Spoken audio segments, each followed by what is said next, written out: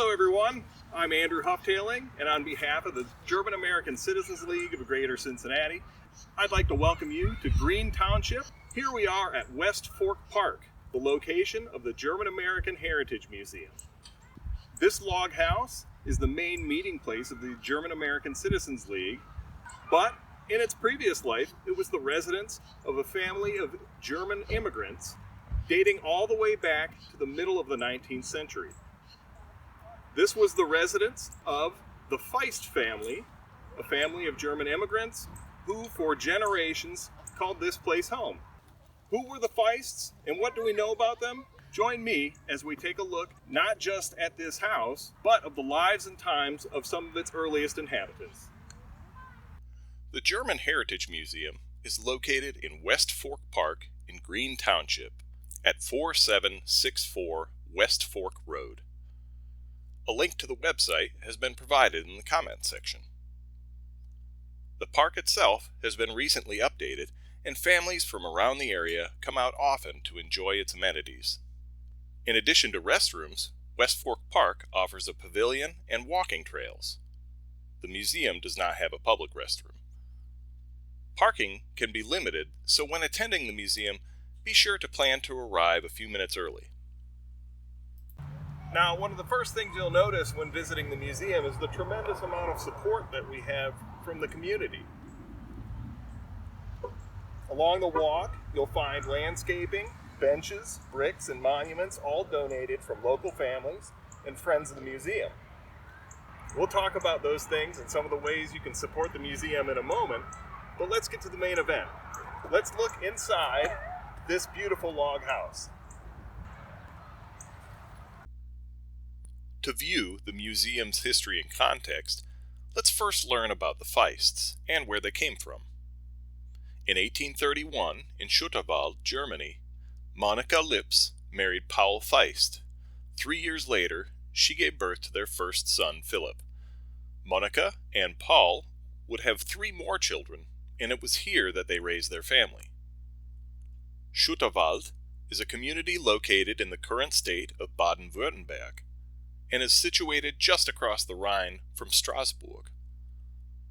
Philip was baptized at St. Jakobuskirche, or St. Jacob's Church, which was built in 1787 and is still an active parish today. At this period in time, Schutterwald was part of the Grand Duchy of Baden and was a hotbed of revolutionary thought and feeling. It is unknown whether the Feist family had any involvement in these movements, but what is certain is that they, like thousands upon thousands of other families, must have been greatly affected by the events surrounding the revolutions in 1848 and 1849. Not long after, the Feists left their homeland, arriving in the United States in 1855 and settling in Delhi Township on the west side of Cincinnati. The eldest Feist, Philip, married Carolina Bosch in 1860, and by the end of 1861 they had 2 children. Meanwhile, this turned out to be a turbulent time in the United States as well, with the outbreak of the American Civil War. Philip's younger brother Johann, or John, enlisted in 1862 at the age of 22, joining thousands of others in one of Cincinnati's 4 all-German regiments, the 106th Ohio. By 1865, Philip and Carolina would be looking for a larger home, having 4 children with another on the way, and this is when our story takes us to the Feist family log house, which is now the German Heritage Museum. The Feist family log house was originally located in Delhi Township as well, on Pedretti Road near Mount Alverno. This puts it approximately 1 mile as the crow flies from the Anderson Ferry, which has been in operation since 1817. Now, when we look at the Feist home and the way that it's laid out, we immediately see some of the hallmarks which would characterize this as a German-style log house as opposed to an American-style log cabin. Whereas many of the American log cabins would have been one large open room with a fireplace on the end, and perhaps a loft up above. What made the German-style log house different was the large fireplace in the center of the structure, providing ample heat evenly throughout the home. It also accentuated the fireplace as the central point of the German family. Now, the German style log house would also have had a full second story, which would have been very useful for a growing family such as the Feists. The Feist family made a living by farming, and the family grew and grew and grew. Philip and Carolina had a long marriage and 11 children.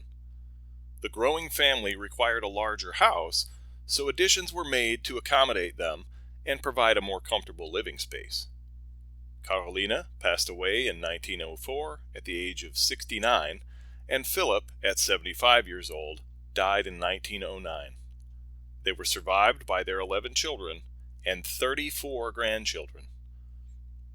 The Feist family log house passed down throughout the generations, remaining in the family until they sold the farmland in 1994. Wanting to preserve this historic house, the logs were dismantled and cataloged in the hopes that they could donate it to some organization which could sponsor its reconstruction. Enter the German American Citizens League of Greater Cincinnati. This organization, founded in 1895, was in the process of planning the commemoration of its centennial when it was approached about the donation of the log house and the possibility of reconstructing it. The plan would be to rebuild the structure as a museum, as well as allow them to hold educational programs and cultural events at the site. After some negotiations with the township, the site for the museum was chosen at West Fork Park in Green Township, and a groundbreaking ceremony was held in 1996. West Fork Road was closed off, and all of the local German organizations took part in a parade to mark the occasion. What came next, however, was the difficult part: taking the dismantled Feist family log house and putting it back together as the German Heritage Museum. They had the plans and the logs, but what else did it take for the GACL to be able to call this old house a new home? The framework of the house was all there, labeled and ready to be put back together, based on the architectural plan of historic preservation expert Bruce Getzmann. The skeleton was assembled, but missing were some distinguishing features, including doors, floors, windows, a roof, and of course, the fireplace. Here we see the front door, which was donated by the Schnetzer family. Manfred Schnetzer, who's a member of the GACL board, was able to find an Amish carpenter who crafted this door. And as you can see, it's quite thick and sturdy. Another distinguishing feature of this door is the latch and handle as opposed to a knob. Moving into the museum, the very first thing you will see is the fireplace. Centered in the middle of the ground floor, this would have provided adequate heating to the entire house. The fireplace was intended to be similar to the original, that is, using fieldstone as opposed to brick, and its construction was facilitated by Elmer Grossheim, chairman of the Museum Reconstruction Committee. There are several artifacts on display on the hearth and the mantel donated by others over the years, which, just like the fireplace, are central to the story of the German family and home. The main room of the house is quite large and is home to all sorts of items of interest on display.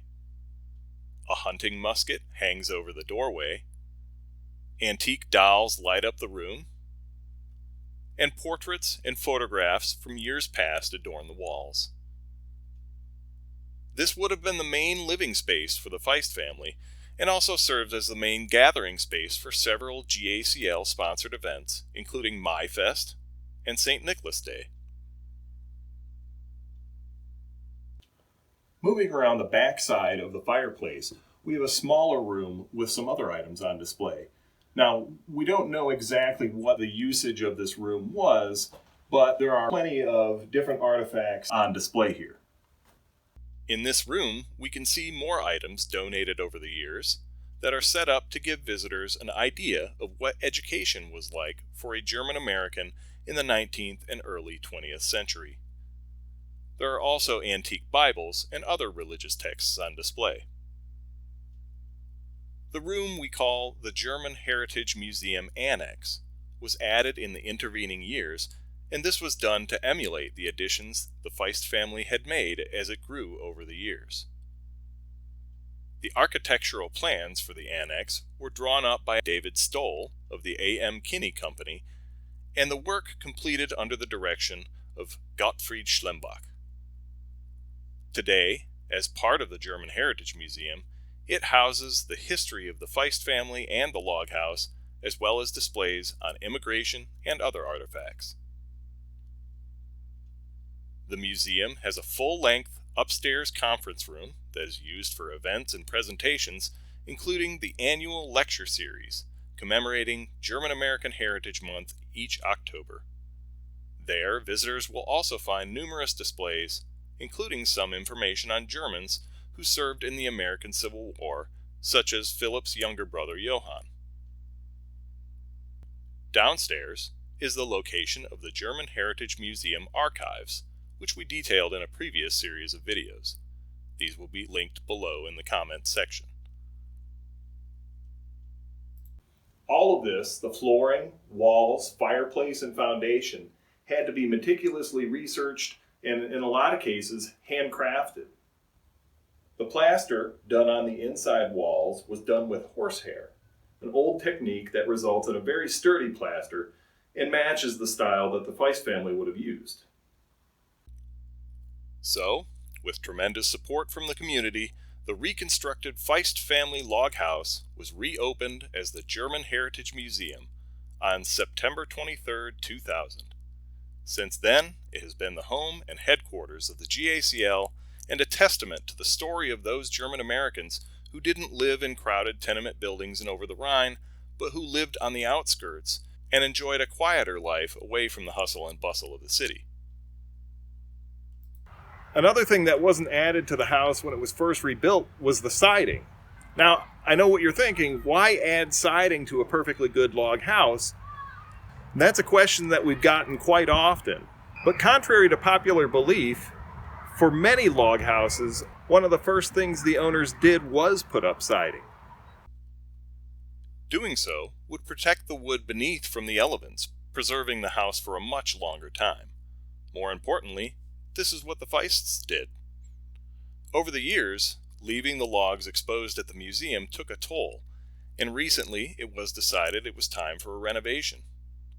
With the help of Architectural Reclamation, a company specializing in historic buildings, a great undertaking was made during the summer and fall of 2020 to return the museum to an even closer version of its former self.